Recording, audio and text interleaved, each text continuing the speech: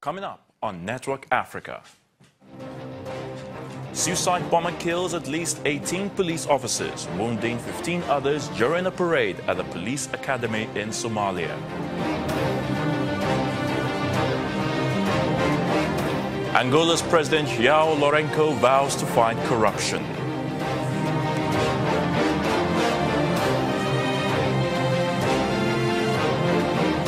Zimbabwe's new president, Emerson Mnangagwa, calls for an end to sanctions imposed by Western countries in his country.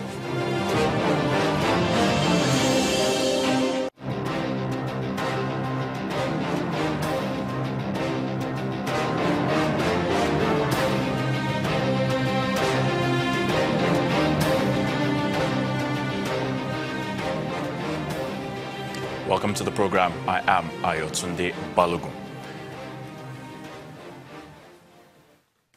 At least 18 police officers have been killed and 15 others wounded by a suicide bomber during a parade at a training center in the Somali capital, Mogadishu. Officials say the bomber, disguised as a policeman, blew himself up at the General Kahiye Police Academy. The militant Islamist group Al-Shabaab has already claimed responsibility for the attack. The group regularly carries out bombings in Mogadishu and other towns. Witnesses say the officers were crowded into an open square for their early morning parade when the bomber detonated his explosives. The toll would have been higher, but according to reports, if the attacker had managed to get into the center of the crowd, and that's according to one of the eyewitnesses. Now, the officers were rehearsing for the National Police Day celebrations later this month when the unfortunate incident occurred. The group, which is allied to Al-Qaeda, is already battling the UN-backed government in Somalia, and it has been driven out of Mogadishu. And most of the main towns it once controlled remains a threat.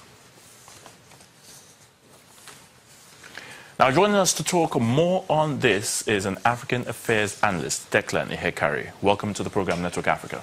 Thank you so much. All right, so let's take a look at the situation in Somalia.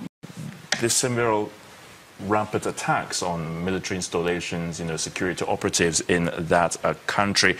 Why do you think this is happening, over and over again, these rampant suicide attacks? Thank you so much.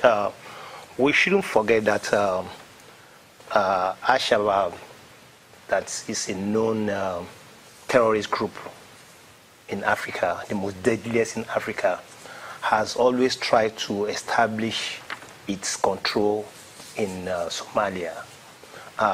Don't forget that in 2001, they were driven out of Mogadishu, and not satisfied with the way they were being dealt with, they still want to claim relevance.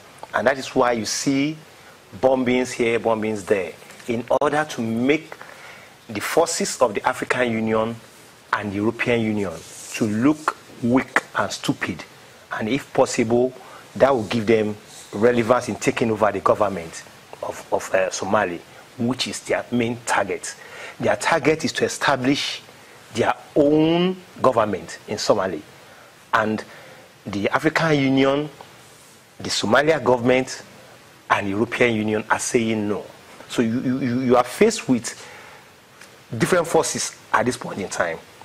But you should understand that the Al-Shabaab will be deadlier because they want to achieve a particular aim.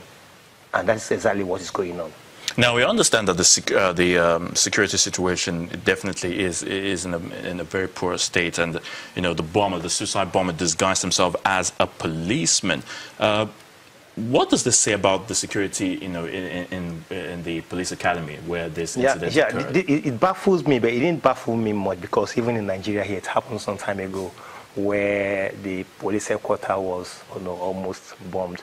But what really baffled me in this issue in Somalia or Mogadishu is just that despite the fact that you have international security agencies in that country, yet you find somebody who is not even part of the police officers to disguise, to even join the parade and detonate bomb.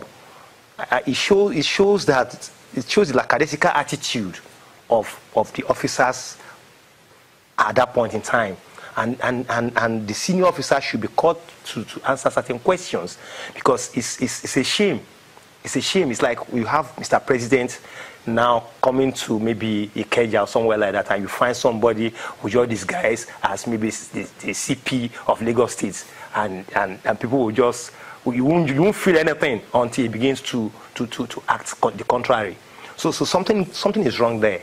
Something is wrong. Now, let's look at Al-Shabaab, as a militant group. They've been in operation for several years now. They've claimed responsibility, of course, for this latest attack. Now, do you think the government forces are really having issues, in dealing with this militant group? In spite of what the African force seems to be doing, to trim down forces in order for the government forces there and to really curtail their activities. Yeah, I'm aware that right now you have 22,000 standing soldiers in Somalia, keeping peace there. And I'm also aware that they are trying to pull out 1,000 soldiers. But to me, I think it's not about more soldiers or less soldiers. It's about intelligence gathering. It's just like what is happening in Nigeria about the Boko Haram issue. It's not about sending troops or soldiers to Sambisa or to anywhere. It's about intelligence gathering. You need to carry the citizenry along and let them furnish the security agencies with informations. You see, don't forget, terrorists are people who you cannot really predict, and you can't predict them, but you can fish them out through. They're not even easy to locate. Yes, in the first place. but you can fish them out through intelligence gathering by working in consonance with the citizens. They are not spirits. They are human beings. They sleep somewhere. They eat somewhere. They have friends. They have relatives. Okay? But when you seclude the citizens from these terrorists, feeling that, oh, they are demigods, of course, they'll begin to act that way. You won't be able to get at them. So it's difficult to really track them down. Very, very difficult. Very, very difficult. So what does that really say about the level of intelligence gathering, in a country like Somalia? Because it has been very, very poor. Very, very poor.